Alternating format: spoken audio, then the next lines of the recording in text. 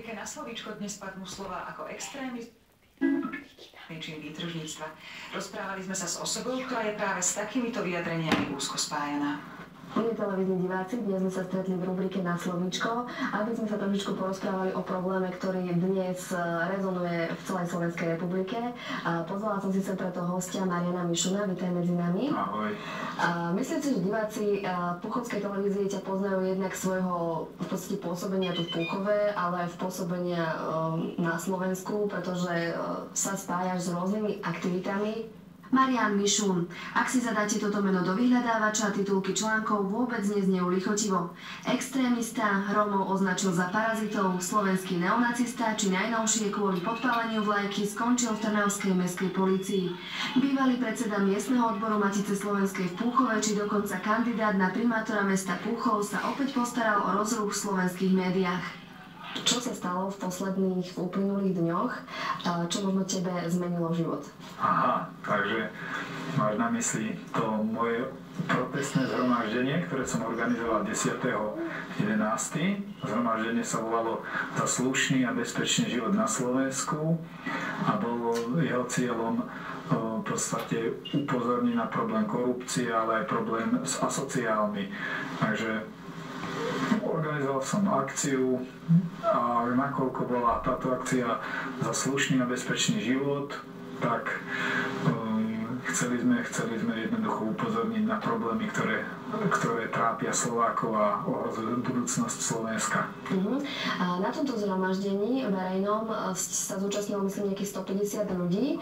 Hovoríš, že za bezpečné a slušné Slovensko, slušnú budúcnosť ten koniec nevyzeral moc slušne a bezpečne, ako vlastne ste zahájili alebo ukončili toto verejné zhromaždenie?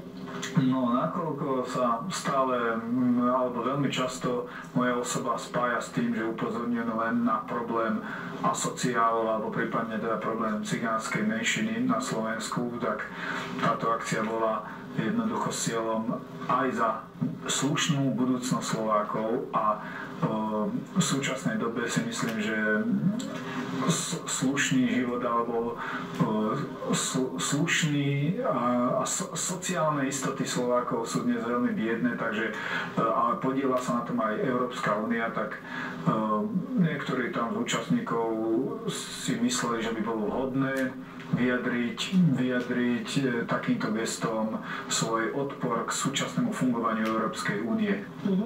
Aj na základe toho, čo sa stalo a k čomu sa ešte dostaneme, ty spolu možno, že s tvojimi priateľmi ste považovaní za extrémistov. Cítiš sa ako extrémista?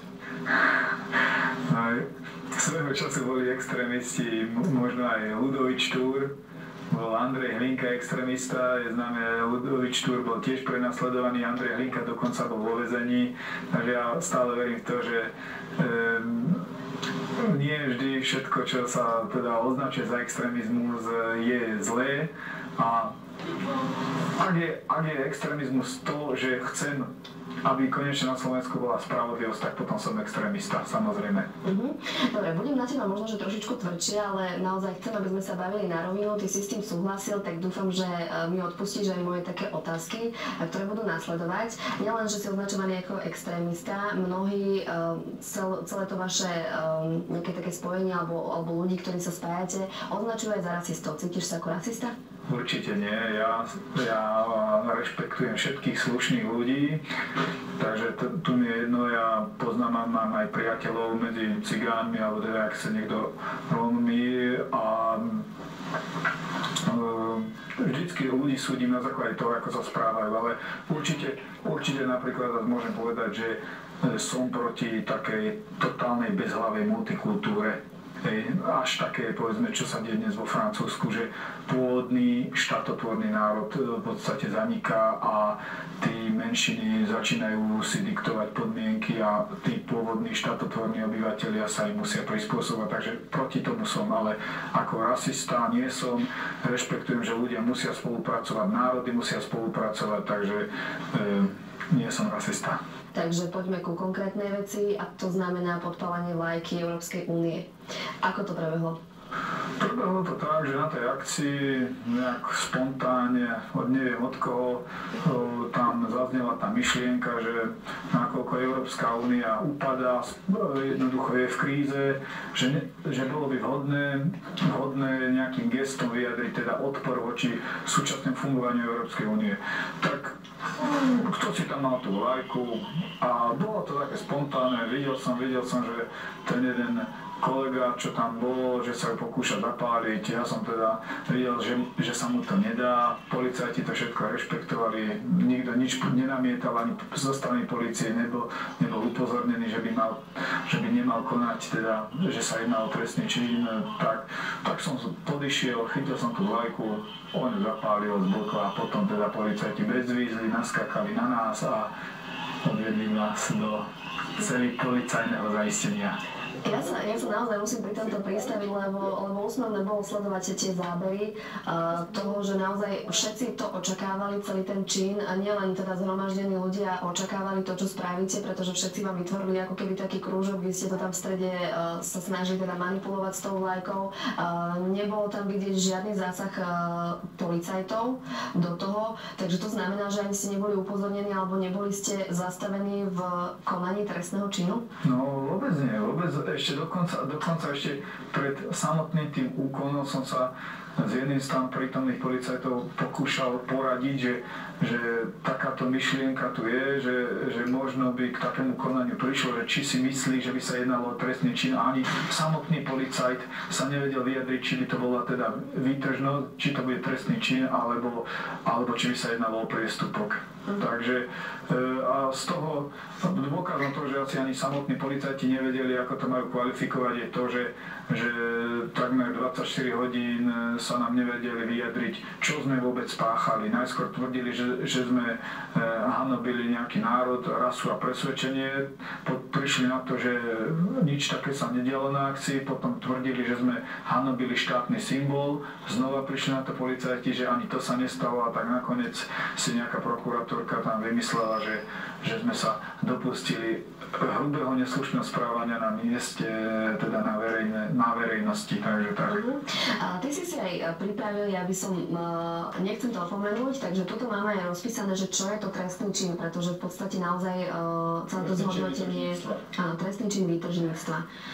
Takže dopustí sa ho ten, kto slovne alebo fyzicky verejne alebo na mieste verejnosti prístupnom hrubej neslušnosti alebo výtržnosti najmä tým, že napadne niekoho iného. Nikoho sme nenapadli, takže to sme nespáchali. Hanobí štátny symbol. To sme tiež nespravili.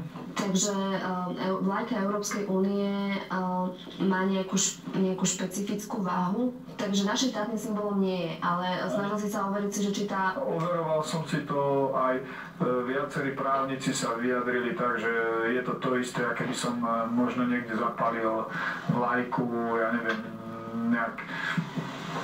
nejakej skautskej organizácie alebo niečo podobné.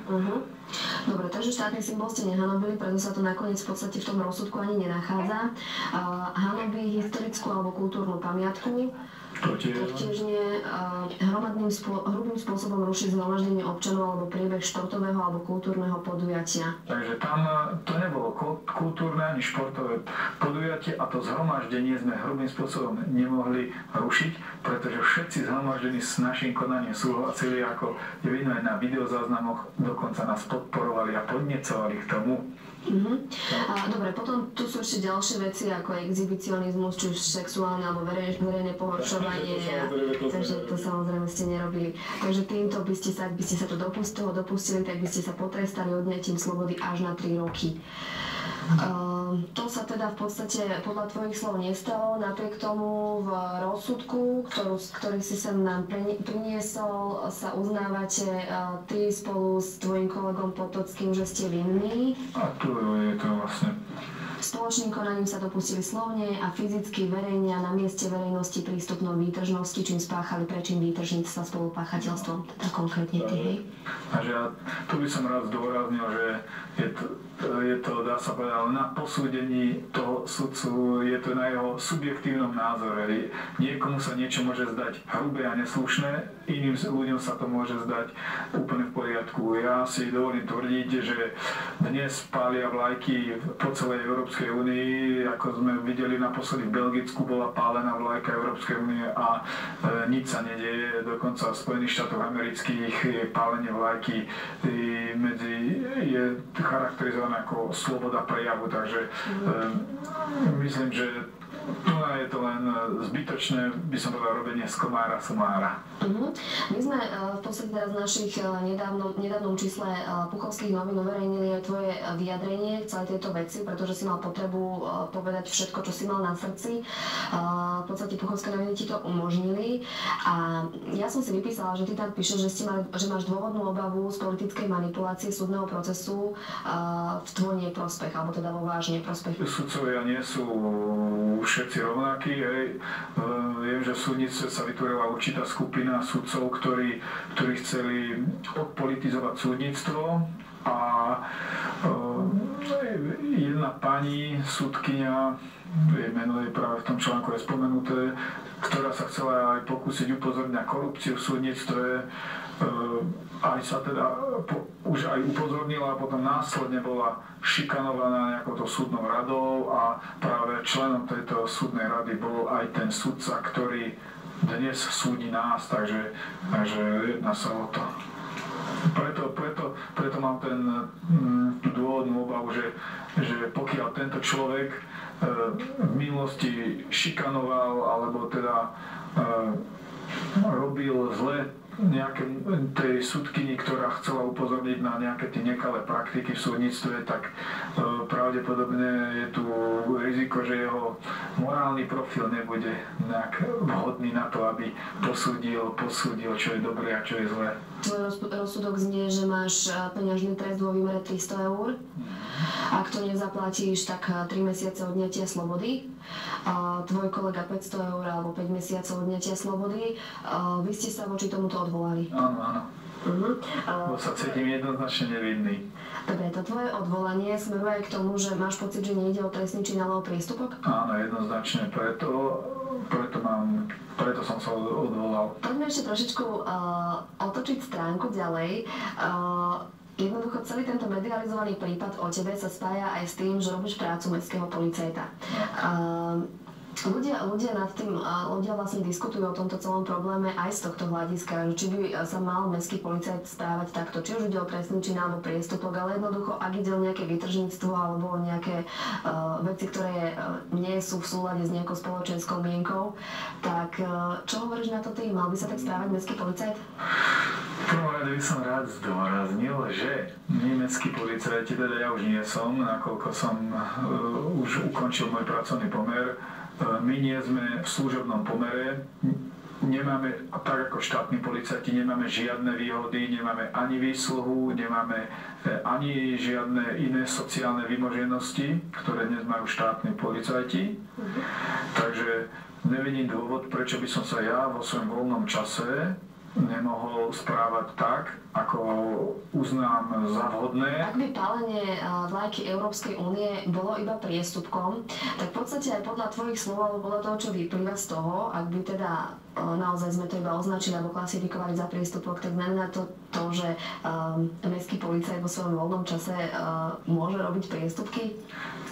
No, myslím si, že nemal by, ale jak sa hovorí, kto je bez viny, nech prvý hodí kameňom a nikto nie je neomylný, hej, tak určite by nemal robiť priestupky, ale zase treba prihliadať na okolnosti a spôsobené následky. To je tak aj v priestupkovom zákone a ako som povedal, že okolnosti boli také, že chceli sme našou akciou upozorniť na problémy, ktoré ohrozujú budúcnosť Slovenska a za daných okolností si myslím, že to bolo absolútne normálne. Ty už si vlastne aj spomenul, že teda mestským policajtom v meste Trnava už nie si.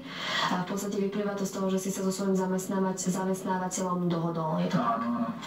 A v podstate, čo to pre teba teraz znamená, ak môžem trošičku aj do súkromia, spravil by si to znova napriek tým následkom, ktoré to zo sebou všetko prinieslo? Asi by som to nespravil. Neviem, ono vždycky je nejaká nálada, neviem, asi by som sa tak nezachoval. A čo budeš robiť teraz? Keď už sa stalo, čo sa stalo, tak čo teraz ďalej? V prvom rade som žil taký dvojitý život, hej. Žil som 5 rokov v Trnave, v Púchove som sa teda takmer veľmi málo ukazoval. Mám partnerku, manželku, ktorú som svojím spôsobom aj zanedbával.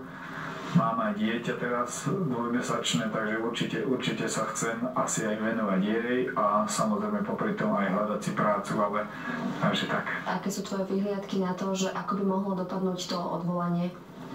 Veríš v pozitívny záver? Bude to záležať od sudcu konkrétne. Pokiaľ ten prípad bude riešiť iný sudca, ktorý bude mať iný subjektívny názor na to, tak to môže dopadnúť v náš prospekt. Tvoje vyjadrenie znelo aj, že možno by si to už znovu nespravil, ale predpokladám iba vzhľadom na tie také osobné dôvody alebo osobné následky, ktoré nasledovali, či už strata práce a tak ďalej. Napriek tomu moja posledná otázočka, aby teda si povedal aj našim divákom, cítiš sa byť slušným občanom? Snažím sa konať tak, ako je správne. A teda, ako si myslím, že je správne.